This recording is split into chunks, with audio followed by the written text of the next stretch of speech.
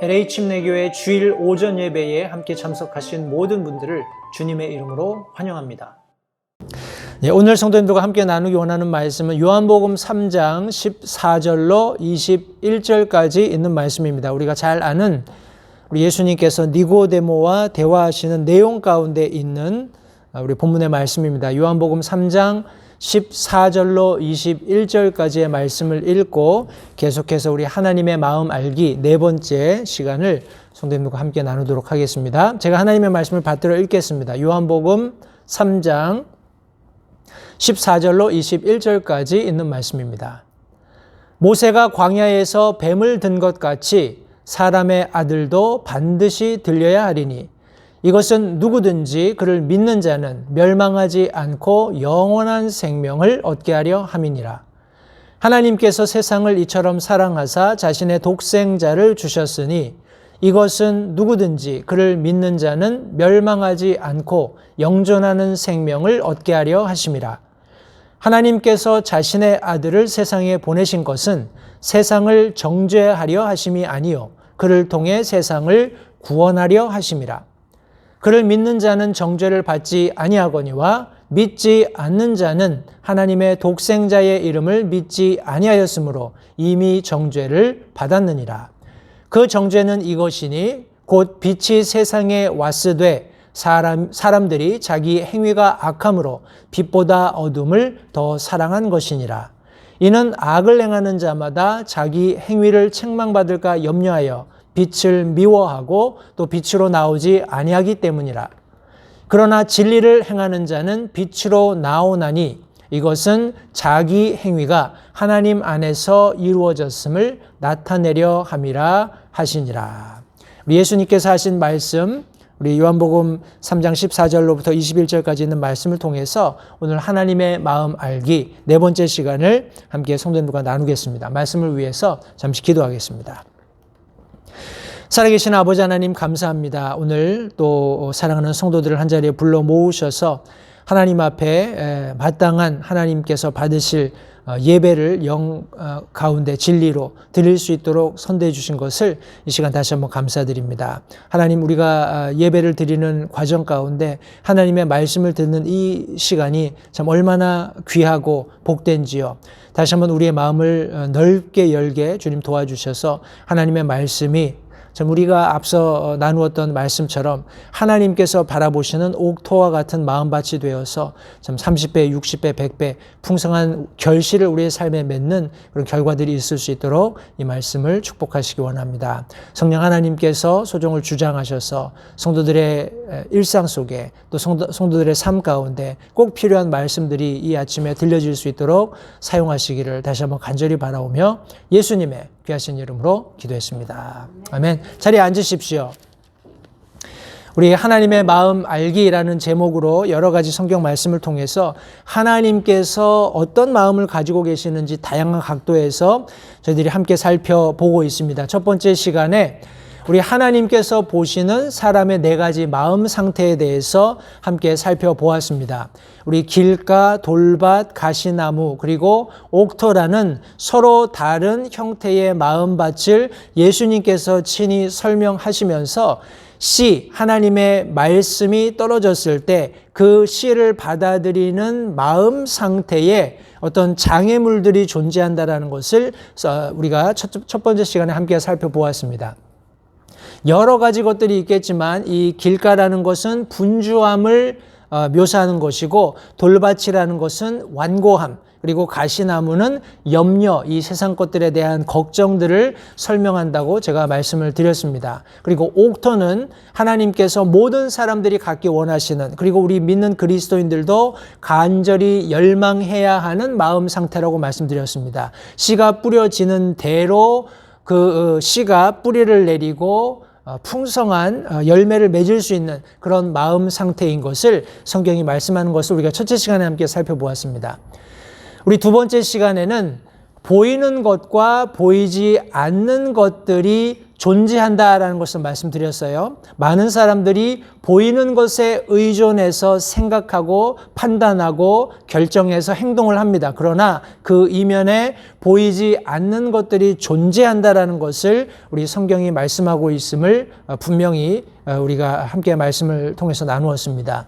그런데 우리는 항상 이 보이는 것과 보이지 않는 것 사이에서 선택의 기로에 서는 것을 또한 성경이 말씀하고 있습니다. 성도님들, 눈에 보이는 것을 가지고 결정을 하면 눈에 보이는 것의 결과, 우리 썩어지고 소멸되는 그런 결과에 다다를 수밖에 없습니다. 그러나 성경이 말씀을 분명히 하고 있지만 인간의 눈으로 가시적으로 보이지 않는 것이지만 우리가 믿음을 가지고 성경 말씀에 근거해서 하나님께서 가르치시는 대로 우리의 삶을 살아갈 때 우리가 보이지 않지만 하나님께서 약속하신 영원한 것들의 그런 결과들을 우리 삶에 얻게 된다고 우리 하나님의 말씀을 통해서 함께 교훈을 나누었습니다. 우리가 어떻게 보이지 않는 것을 선택할 수 있는가 하는 방법들도 함께 나누었습니다. 그리고 지난 시간에는 하나님께서 우리를 만나기 원하신다라고 성경이 말씀하고 있는 것을 함께 나누었습니다. 그리고 하나님께서는 계속해서 하나님의 말씀을 통해서 우리가 그것을 알고 깨닫기를 원하신다고 말씀하셨어요. 알고 깨달은 것은 결과적으로 우리 자유의지에 의해서 선택되어야 함을 성경이 말씀하고 있습니다. 성도님들, 하나님께서는 여전히 이 온 우주 가운데 충만하셔서 자신을 분명히 드러내고 계십니다. 사람들이 그것을 알기 원하시고 그런 모든 보여지는 혹은 보이지 않는 분명한 증거들을 근거로 해서 하나님을 선택하기를 원하신다고 하나님의 마음을 우리가 지난 시간에 그렇게 정리를 했습니다. 오늘은 우리가 함께 읽었던 요한복음 3장 14절부터 21절까지에 있는 말씀을 통해서 과연 하나님께서 우리를 향해서 어떤 마음을 가지고 계시는가 함께 교훈을 나누기 원하는데, 성도님들, 우리 창세기로부터 요한계시록까지 우리 이것을 집약한다면 많은 우리 하나님의 말씀대로 살고자 하는 사람들, 물론 신학자나 교수나 다양한 그런 직종을 불문하고 우리 요한복음 3장 16절이 그것을 잘 축약하고 있다고 하는 그런 내용에 동의를 합니다. 다시 한번 가보실까요? 요한복음 3장 16절 말씀. 하나님께서 세상을 이처럼 사랑하사 자신의 독생자를 주셨으니 이것은 누구든지 그를 믿는 자는 멸망하지 않고 영존하는 생명을 얻게 하려 하심이라. 성도님들, 하나님의 마음은 우리 인간들을 구원하시기 원하는 그 구원에 집중되어 있음을 성경은 말씀하고 있습니다. 다시요.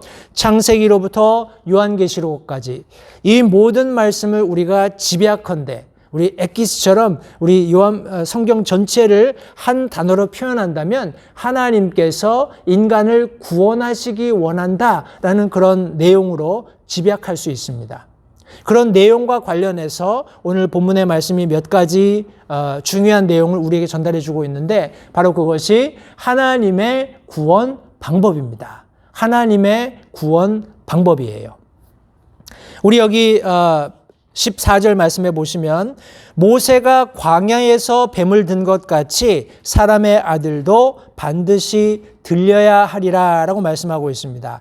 하나님의 관점에서 구원을 위해서 하셔야 했던 방법이 무엇이냐 하면 아들을 들어 올리는, 들리게 내어주시는 그런 과정이 필요했던 것을 성경이 말씀하고 있습니다. 여기 지금 예수님께서 말씀하신 모세가 광야에서 뱀을 들었다 하는 내용은 신명기 21장 말씀에 기록되어 있습니다. 우리 신명기 21장 말씀을 같이 한번 보실까요? 신명기 21장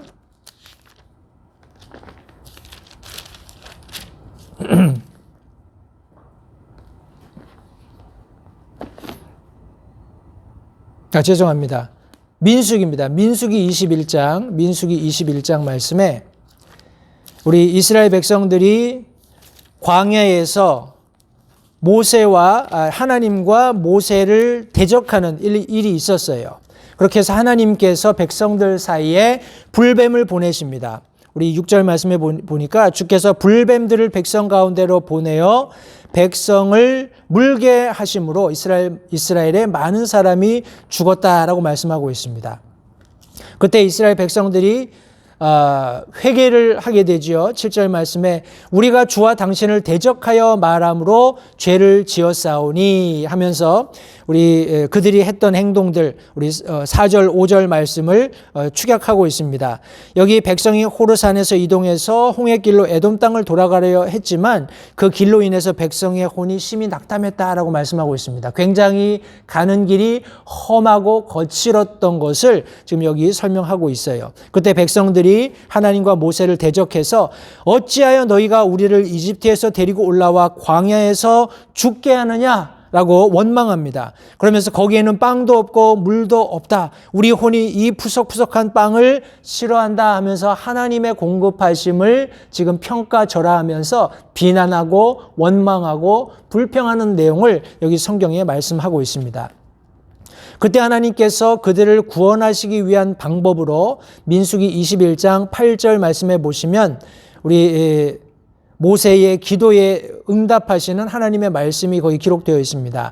너를 위해 불뱀을 만들어 장대 위에 달라라고 말씀하고 있습니다. 물린 자마다 그것을 쳐다보면 살리라 해서 모세가 놋뱀을 만들어서 장대 위에 달고 뱀에게 물린 자는 누구든지 그 놋뱀을 쳐다보았을 때 살게 된 것을 성경이 말씀하고 있습니다. 성도님들, 구약시대에 역사적으로 일어났던 많은 실제했던 사건들은 우리에게 많은 교훈을 주는데 특별히 이 실제했던 역사적인 사건을 예수님께서 언급하시면서 모세가 광야에서 뱀을 들었던 것처럼 사람의 아들도 반드시 들려야 하겠다라고 말씀하고 있어요. 성도님들, 이 나무에 매달리는 것, 물론 여기 민수기 21장이 설명해 주고 있는 것 그 자체로서는 우리가 그것을 모두 이해하기 어렵겠지만 우리 신명기 21장 23절 말씀에 보시면 나무에 달린 자는 하나님께 저주받은 자니라 하는 말씀이 있습니다. 이것은 이후에 갈라디아서 3장 말씀에 우리 사도 바울이 다시 한번 언급하는 내용 속에도 들어있는 내용입니다. 말씀해 보시면 갈라디아서 3장 13절 말씀에 그리스도께서 우리를 위해 저주가 되사 율법의 저주에서 우리를 구속하셨으니 구원하셨으니 구출하셨으니 하고 말씀하고 있습니다. 그러면서 신명기 21장 23절 말씀을 다시 인용합니다. 나무에 달리는 모든 자는 저주받았느니라. 성도님들, 하나님께서는 마땅히 우리가 저주받아야 함에도 불구하고 우리가 그렇게 저주받는 것을 허락하지 않으시고 자신의 아들 독생자이신 예수 그리스도를 이 땅 가운데 보내셔서 그분을 우리 대신 나무에 달리게 하시는 방법을 선택하셨다고 성경이 말씀하고 있는 것입니다. 우리 하나님께서 예수님을 나무에 달리도록 이 땅 가운데 보내셨을 때 성도님들 그것은 강제로 된 것이 아니에요. 자, 우리 하나님께서 삼위일체로 계시면서 삼위께서 제비뽑기를 해서 그러면은 아들 예수가 가서 십자가에 못 박혀라 이렇게 하신 것이 아니라는 말씀입니다. 세 분의 동의하에 자원해서 우리 빌립보서 2장 말씀에서는 우리 빌립보서 2장 말씀을 한번 같이 보실까요? 5절, 6절, 2절 말씀에 너희 안에 이 생각을 품을지니 그것은 그리스도 예수님 안에도 있던 생각이라 하면서 예수님 안에 어떤 생각이 있었는지를 설명하시는데 우리 그 이후의 것들은 아니더라도 6절 말씀에 보시면 그분은 하나님의 형체로 계심으로 다시 말해서 하나님 자신이셨다라는 것입니다.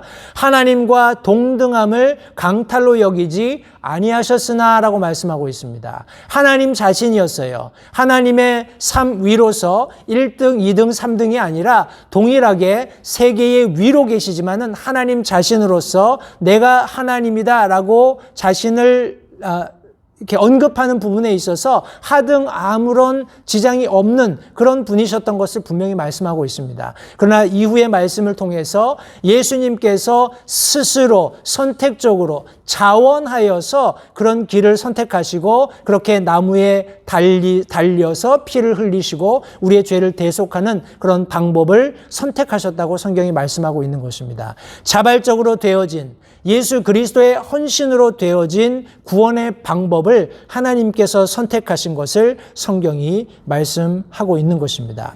성도님들, 우리가 잊지 말아야 할 것은 이것은 하나님 편에서 제시하신 방법입니다. 구원의 방법이에요. 예수 그리스도께서 이 땅 가운데 오셔서 십자가에 달리시는, 다시 말해서 우리가 마땅히 당해야 하는 그 저주의 자리를 예수님께서 친히 담당하시는 그런 방법을 하나님께서 선택하셨다라는 것입니다. 그런데 우리 인간적인 관점에서는, 우리 사람들의 관점에서는 믿어야 하는 것입니다. 그것이 구원의 방법이에요.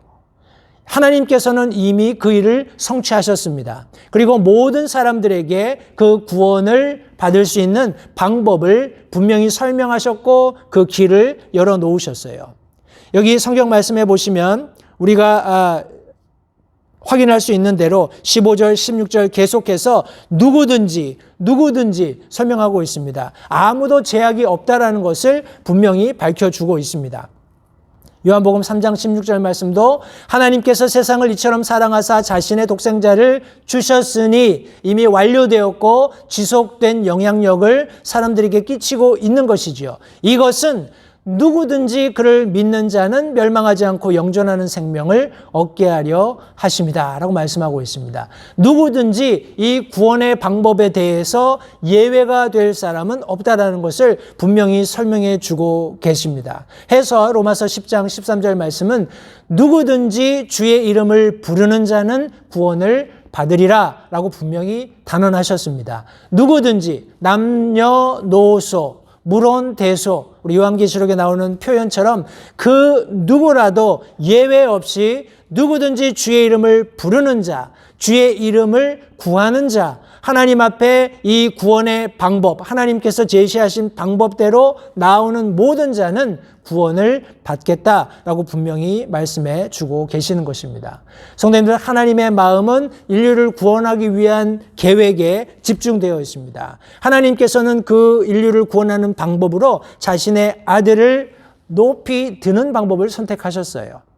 마치 모세가 불뱀에 물려서 고통받고 죽어가고 있는 이스라엘 백성들을 위해서 놋뱀을 장대에 달아서 높이 들었던 것처럼 누구든지 바라볼 수 있는, 누구든지 모세가 선언했던 것처럼 불뱀에 물린 사람들은 이 장대에 달린 놋뱀을 바라보아라. 그러면 너희가 치료함을 받겠다라는 이런 단순하지만 간단한 선포였지만 그것을 믿고 그 방법대로 장대에 달린 놋뱀을 쳐다보았을 때 그들이 치유함을 얻을 수 있었던 것처럼 하나님께서는 자신의 아들을 십자가에 높이 달리게 하심으로써 모든 사람들이 그분을 바라볼 수 있는 구원의 방법을 제시해 놓았다고 성경이 분명히 말씀하고 있는 것입니다. 그 누구도 예외 없이 구원받을 수 있는 길을 넓게 열어놓으셨습니다. 우리 두 번째 오늘 본문의 말씀이 우리에게 가르치고 있는 내용은 하나님의 구원 목적입니다. 그렇다면 과연 하나님께서 왜 우리를 구원하려 하시는가? 우리 오늘 본문의 말씀으로 돌아가셔서 15절, 16절 말씀을 다시 한번 보겠습니다. 이 말씀에 보시면 누구든지 그를 믿는 자는 멸망하지 않고 영원한 생명을 얻게 하려 합니다 라고 말씀하고 있습니다. 하나님께서 우리를 구원하고자 하시는 목적은 우리에게 원래는 있었지만 범죄로 인해서 잃어버린 영원한 생명을 주시기 위한 것임을 성경이 말씀하고 있습니다. 요한복음 3장 16절 말씀에서도 하나님께서 세상을 이처럼 사랑하사 자신의 독생자를 주셨으니 이것은 누구든지 그를 믿는 자는 멸망하지 않고 영존하는 생명을 얻게 하려 하십니다 라고 말씀하고 있어요. 영원한 생명을 저와 여러분들이 얻게 하시기 위한 목적, 그 한 가지 목적을 가지고 하나님께서 우리를 구원하시는 데 온 마음을 쏟고 계신다고 성경이 말씀하고 있습니다. 그런데 성도님들 생각해 보십시오. 하나님께서는 우리를 위한 구원의 방법을 이미 완성하시고 분명한 목적을 가지고 그 일을 이루신다고 성경이 말씀하고 있습니다. 그런데 저와 여러분들은 그런 하나님의 구원의 방법이나 목적에 부합하지 않은 그런 상태로 살아가고 있었던 겁니다. 우리 로마서 5장 6절, 8절, 10절 세 절의 말씀을 그것을 분명히 설명해 주고 계시는데 로마서 5장 6절 말씀은 우리가 아직 힘이 없을 때 그리스도께서 정하신 때가 되어 경건치 아니한 자들을 위해 죽으셨다라고 말씀하고 있습니다. 우리가 어떨 때요? 아직 힘이 없을 때. 우리의 어떤 힘으로도 성도님들 우리는 스스로 자력으로 구원받을 수 없는 존재였던 것을 성경이 말씀하고 있습니다. 우리 5장 8절 말씀에서도 우리가 아직 죄인이었을 때 그리스도께서 우리를 위해 죽으심으로 하나님께서 우리를 향한 자신의 사랑을 당당히 제시하시느니라 라고 말씀하고 있습니다. 우리가 어떨 때요? 아직 죄인으로 있을 때, 아직 여전히 죄인인 그런 상태로 있을 때 이미 그리스도께서 우리를 위해서 죽으셔서 하나님께서 우리를 향해서 가지고 계신 사랑을 당당하게 아무런 부끄러움 없이 거리낌 없이 제시하셨다라고 말씀하고 있습니다. 하나님의 구원의 방법 그리고 그분이 가지고 계신 목적은 우리의 어떤 상태, 상황, 조건과 아무 관계가 없다라는 것을 성경이 말씀하고 있는 것입니다. 로마서 5장 10절 말씀도 이는 우리가 원수였을 때 하나님과 죄로 말미암아 원수가 되어 있는 그 상태에서도 하나님의 아들의 죽음으로 말미암아 하나님과 화해하게 되었을진데 화해하게 된 자로서 더욱더 그분의 생명으로 말미암아 구원을 받을 것이기 때문이다라고 말씀하고 있습니다. 이 세 절의 말씀이 우리의 상태를 보여주고 있습니다. 우리는 힘이 없었어요. 우리는 죄인이었습니다. 심지어 하나님과 원수되어 있었던 상태였다고 성경이 말씀하고 있습니다. 그럼에도 불구하고 하나님께서는 우리의 어떤 상태, 상황, 조건과 상관없이 우리를 구원할 완벽한 목적을 가지고 선택하신 방법에 의해서 구원을 이미 이루어 놓으셨다고 성경이 말씀하고 있는 것입니다. 성도는 우리가 잘 알고 있는 에베소서 2장 8절과 9절 말씀은 이 구원이 전적으로 하나님의 은혜로 된 것을 설명하고 있습니다. 너희가 믿음을 통해 은혜로 구원을 받았나니 그것은 너희 자신에게서 난 것이 아니요 그도 그럴 것이 우리가 앞서 살펴보았던 것처럼 우리는 하나님께서 구원을 생각하고 계실 때 그것을 마음에 품고 이루시는 어떤 과정 속에서도 그것을 가질 수 있는 힘도 없었고 우리는 뭐라고 하나요? 죄인인 그런 상태에 있었고 하나님과 원수된 상태에 있었습니다. 우리의 어떤 상황으로도 그 구원을 받을 수 있는 상황이 전혀 못 되었던 것을 성경이 말씀하고 있는 것입니다. 우리 9절 말씀해 보시면 하나님의 선물이며 행위에서 난 것이 아니니 이것은 아무도 자랑하지 못하게 하려 함이다 라고 말씀하고 있습니다. 성도님들 우리가 구원받은 것은 전적인 하나님의 은혜로 된 것입니다. 전적인 하나님의 공로로 된 것이에요.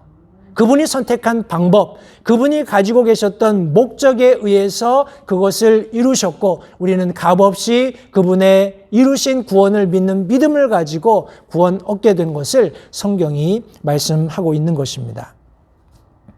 성도님들 우리 하나님의 구원 목적을 하나님의 편에서 볼 때는 영원한 생명을 주시기 위한 것이다 라고 말씀하고 있는데 우리 인간의 관점에서 본다면 여기 멸망하지 않는 다시 말해서 정죄받지 않는 그런 놀라운 특권을 누리게 하시는 목적이 있다라고 성경이 말씀하고 계십니다. 우리 죄송합니다. 우리 19절 말씀을 한번 보실까요? 요한복음 3장 19절 말씀에 보시면 18절 말씀부터 보겠습니다. 그를 믿는 자는 정죄를 받지 아니하거니와 믿지 않는 자는 하나님의 독생자의 이름을 믿지 아니하였으므로 이미 정죄를 받았느니라. 여기 정죄받았다라는 말을 우리 앞서 읽었던 16절, 17절 말씀에서는 멸망한다라는 표현으로 설명을 하고 있습니다. 15절 말씀에서도 누구든지 그를 믿는 자는 멸망하지 않고, 요한복음 3장 16절 말씀에서도 이것은 누구든지 그를 믿는 자는 멸망하지 않고, 하나님께서는 저와 여러분들에게 영원한 생명을 주고자 하는 목적을 가지고 계세요. 그러나 그 목적이 성취되지 않는다면 저와 여러분들이 가져야 할 운명, 우리가 가야 할 데스티니는 우리 멸망이라고 성경이 말씀하고 있습니다. 완전한 소멸, 완전한 디스트럭션을 성경이 말씀하고 있는 것입니다.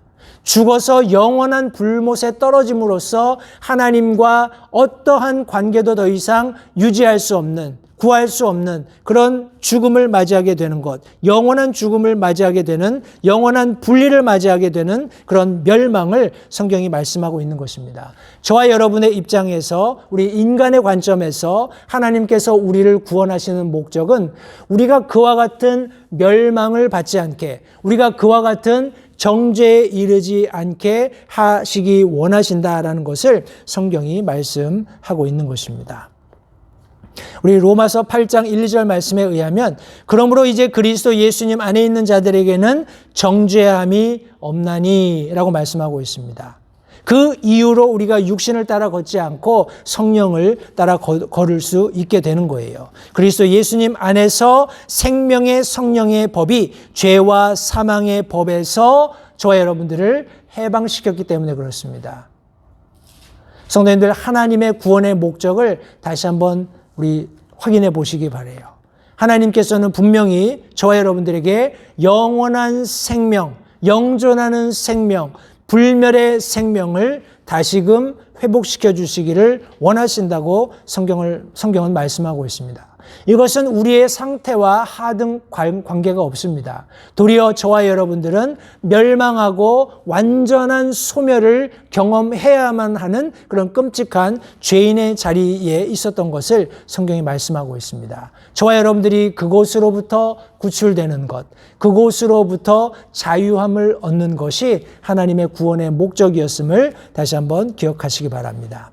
하나님께서는 하나님의 마음속에 우리 인간을 구원하시기 원하는 그런 마음을 가지고 계실 때에 하나님께서 선택하신 방법이 있었고 거기에 분명한 목적이 있다고 성경이 말씀하고 있습니다. 오늘 본문 속에서 마지막으로 저와 여러분들에게 성경이 가르치시는 바는 우리 인간이 하나님께서 우리에게 보여주셨던 구원의 방법과 그 분명한 목적에 대해서 어떻게 반응할 것인가에 대한 그런 말씀을 여기 지금 설명해 주고 있습니다.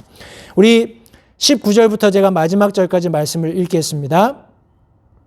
이제 18절부터 읽겠습니다. 그를 믿는 자는 정죄를 받지 아니하거니와 믿지 않는 자는 하나님의 독생자의 이름을 믿지 아니하였으므로 이미 정죄를 받았느니라 하면서 그 정죄가 무엇인지를 19절에 설명하고 있어요. The condemnation.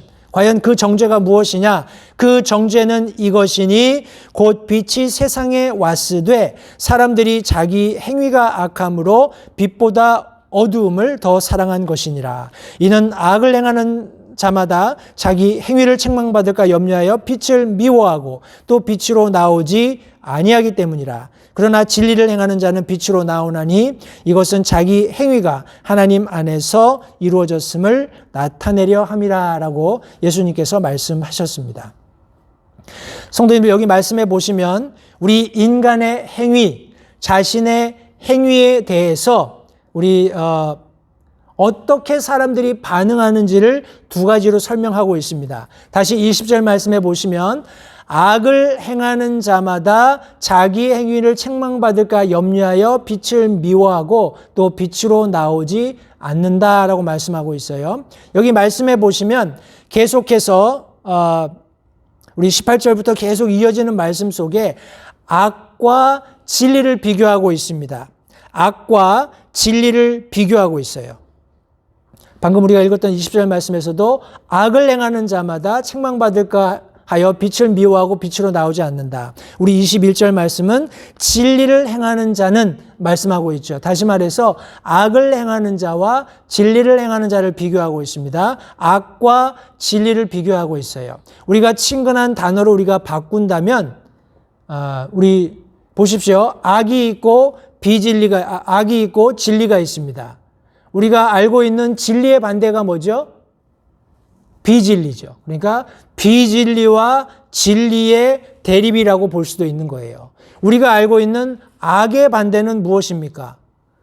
선이죠. 그러니까 악과 선의 대립으로도 볼 수 있습니다.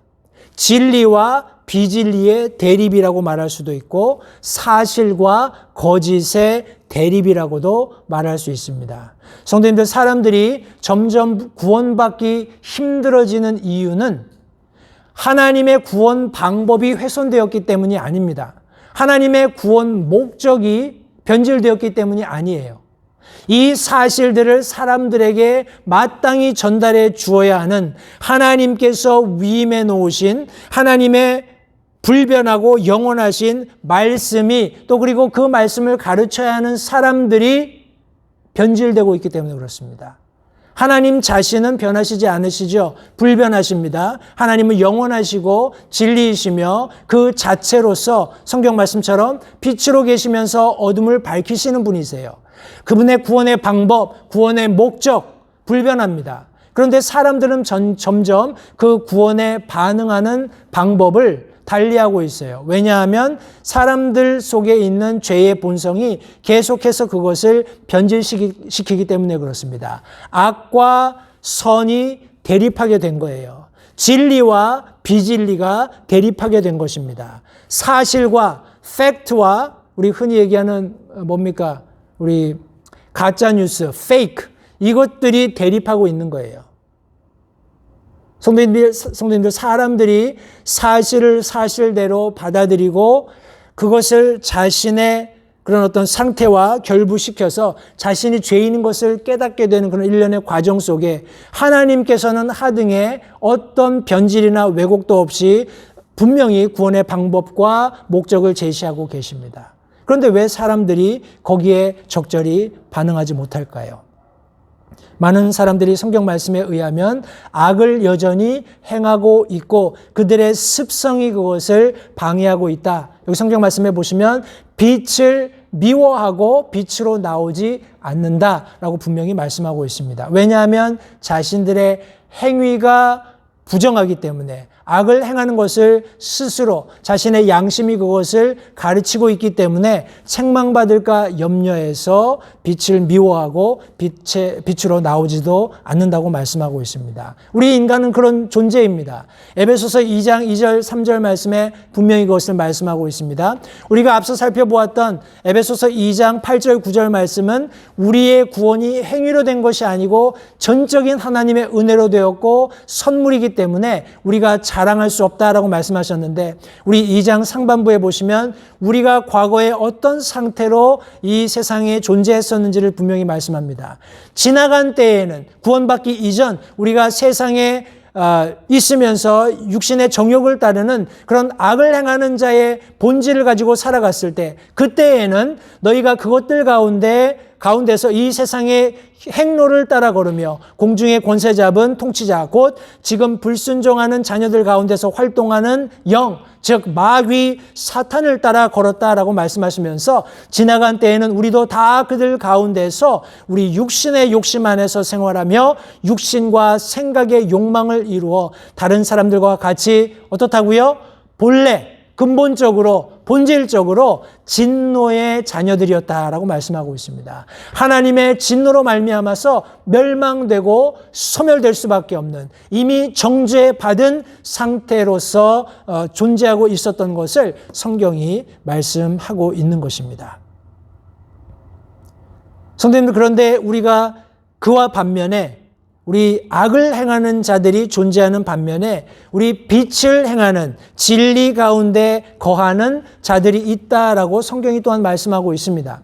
3장 21절 말씀해 보시면 진리를 행하는 자는 선을 행하는 자는 우리 사실에 근거해 살아가는 자들은 빛으로 나온다라고 말씀하고 있어요. 왜냐하면 자기 행위가 하나님 안에서 이루어졌음을 나타내려 합니다라고 말씀하고 있습니다. 악을 행하는 자들은 항상 자기 노력이나 자기 어떤 실력으로 그것이 된 것을 계속해서 사람들에게 보여주기에 급급합니다.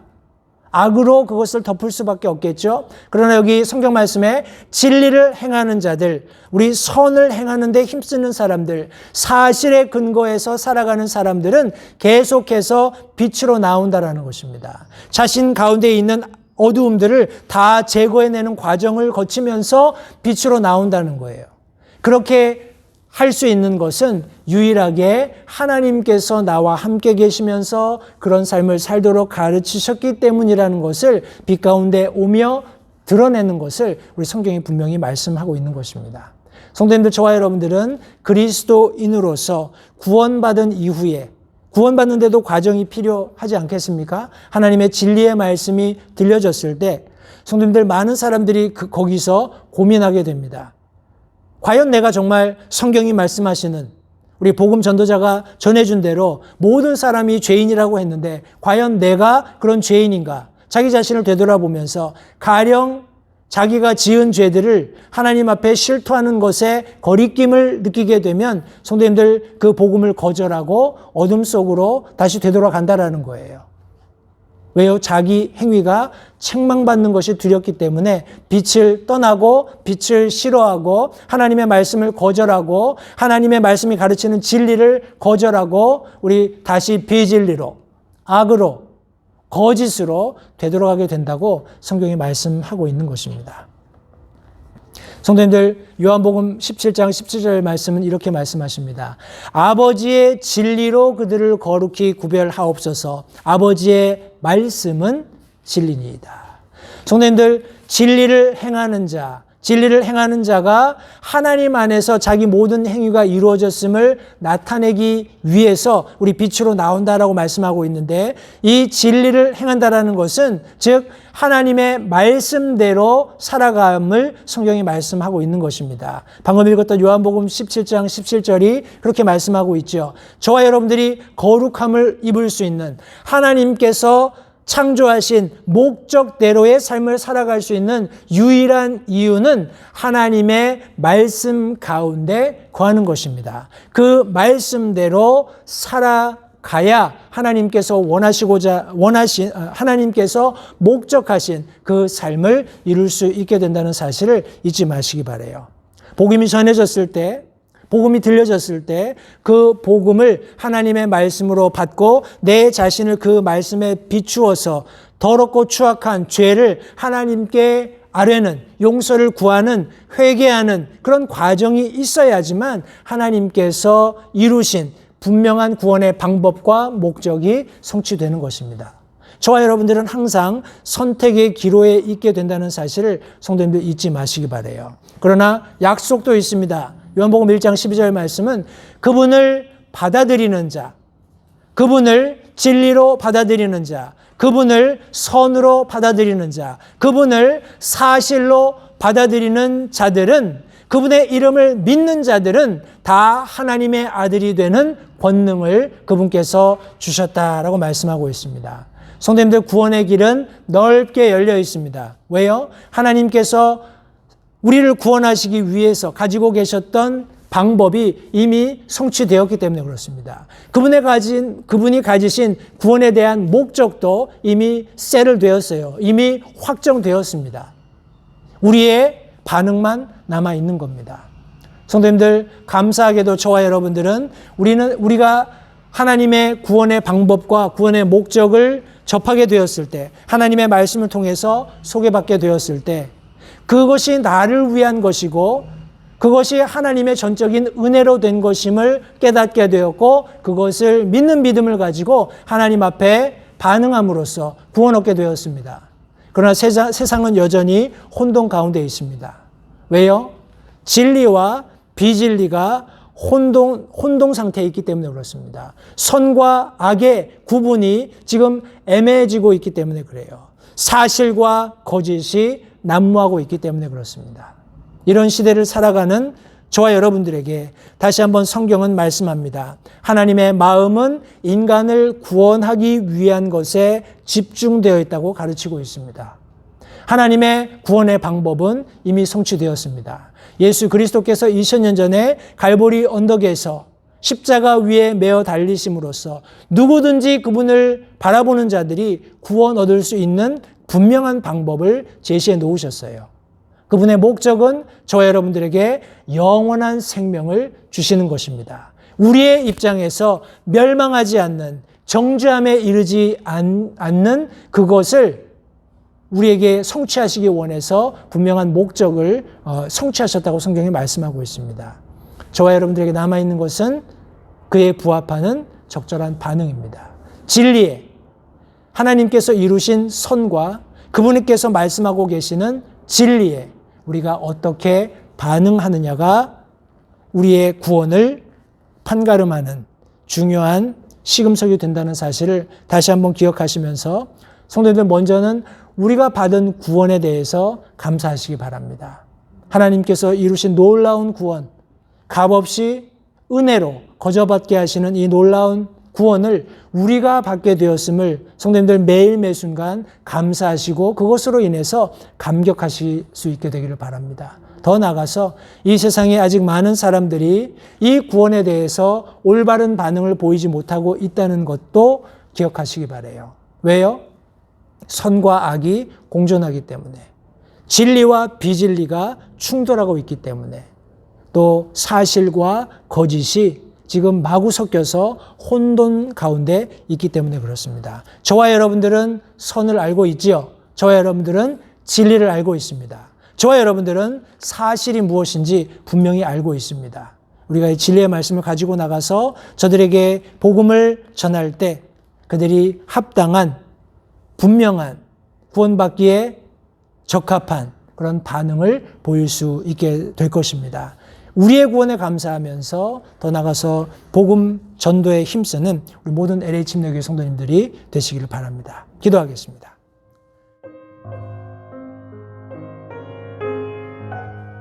잠시 들으신 말씀에 따라 결단하는 시간을 가지시기 바랍니다. 하나님께서 무엇을 말씀하시든지 따르기로 결단하십시오. 하나님께서는 순종하는 자들을 존중하십니다. 아직 예수님을 개인의 구주로 영접하신 사실이 없으시다면 자신이 죄인됨을 인정하며 하나님께 나오는 자들을 하나님께서 받아주신다는 확실한 말씀에 근거하여 다음과 같이 기도하십시오. 하나님, 나는 죄인입니다. 나는 내 죄로 인해 죽을 수밖에 없음을 압니다. 그러나 예수님께서 내 죄를 위해 십자가에서 피 흘려 죽으시고 사흘 만에 다시 살아나셔서 내 죄값을 모두 지불하셨고 내게 새로운 생명을 약속하셨음을 믿습니다. 지금 이 순간 예수님을 내 마음에 모셔드립니다. 내 마음에 오셔서 나의 주와 그리스도가 되어주십시오. 예수님 이름으로 기도했습니다. 다음과 같이 기도하셨다면 여러분은 성경 말씀대로 구원을 받으셨습니다. 계속해서 주 안에서 함께 자라가는 복된 교제가 있기를 간절히 바랍니다.